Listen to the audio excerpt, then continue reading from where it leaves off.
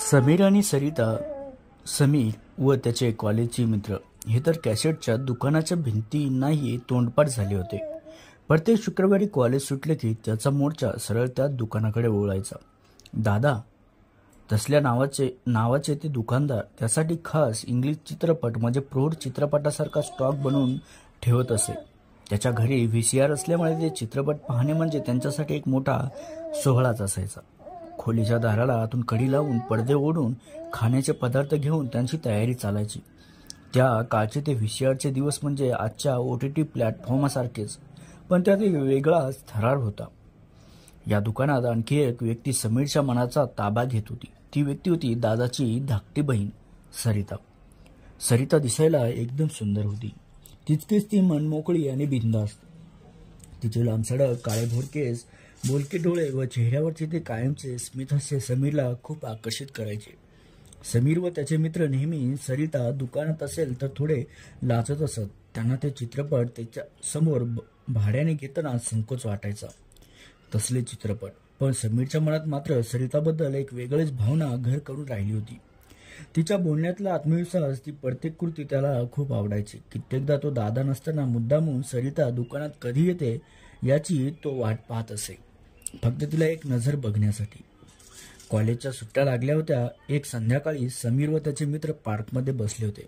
गप्पा मारता मारता अचानक त्यांची नजर समोरच्या बेंचवरती पडली. तिथे सरिता एका मुलासोबत बसली होती. ती त्याच्यासोबत हसून बोलत होती. त्याच्यात एक वेगळी जवळीक दिसत होती. त्या मुलाने सरिताच्या खांद्यावर हात ठेवला होता. सरिताही त्याच्याकडे झुकली होती. समीरच्या डोळ्यासमोर अंधारी झाली. त्याच्या मनात सरिताबद्दल रंगवलेले सर्व स्वप्न एका क्षणात धुळीला मिळाले. त्याला वाटले की तो मुलगा सरिताचा प्रियकर आहे आणि त्याचे एकमेकावर प्रेम आहे. त्यांच्या मनाला खूप वेदना झाल्या. कदाचित ती माझ्या लायकीची नाही असा विचार त्याच्या मनात येऊन गेला आणि तो खूपच दुःखी झाला. त्या रात्री त्याला नीट झोपही लागली नाही. सरिताच्या चेहऱ्यावर तो हसरा चेहरा त्याच्या डोळ्यासमोरून हटत नव्हता. पण आता त्या हास्यामागे त्याला एक फसवणूक दिसत होती. काही दिवसाने समीर एक जुनी कॅसेट परत करण्यासाठी एकटाच दुकानात आला. दादा दुकानात नव्हते, फक्त सरिता होती.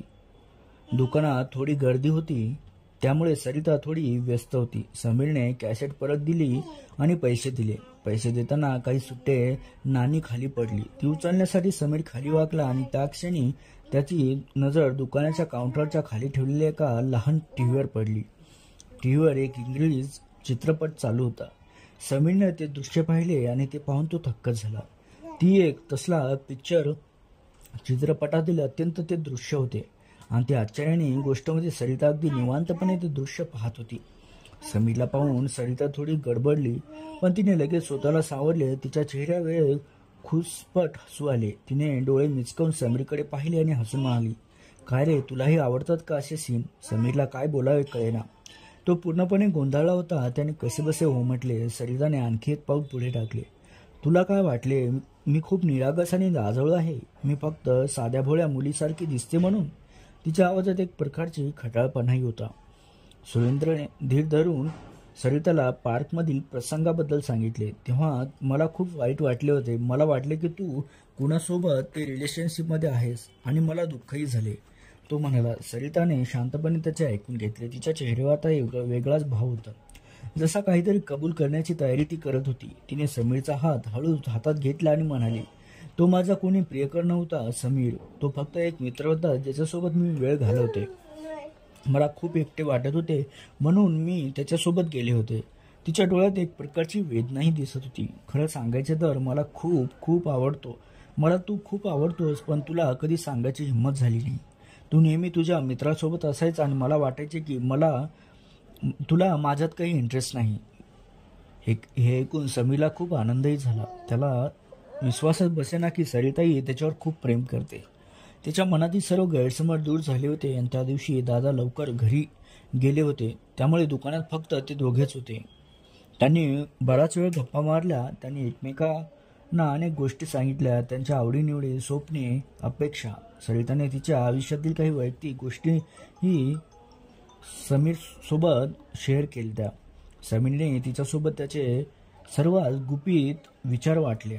त्या संध्याकाळी त्यांनी त्या चित्रपटातील काही दृश्याची नकलही केली. म्हणजे एकमेकांसोबत खूप हसले, मजा केली. एकमेकाच्या जवळ येण्याची ती एक वेगळी संधी होती. त्या रात्री त्यांच्या मनात एकमेकाबद्दलचे प्रेम अधिकच घट्ट झालते. ती रात्र त्यांच्या आयुष्यातील एक अविस्मरणीय रात्र ठरली. तिथे दोन अनोळखी मनाची गाठ झाली होती.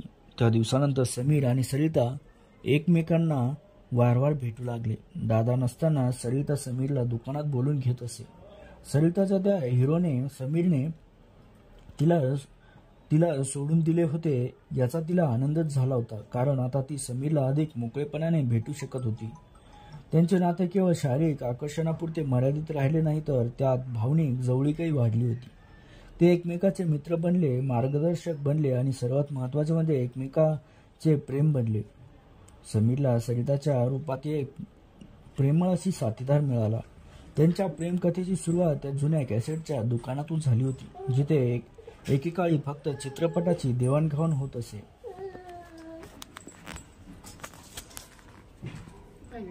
तुम्हाला ही कथा कशी वाटली नक्की कमेंट करून सांगा आणि अशाच अर्थपूर्ण कथा ऐकण्यासाठी आपल्या चॅनलला सबस्क्राईब देखील नक्की करा.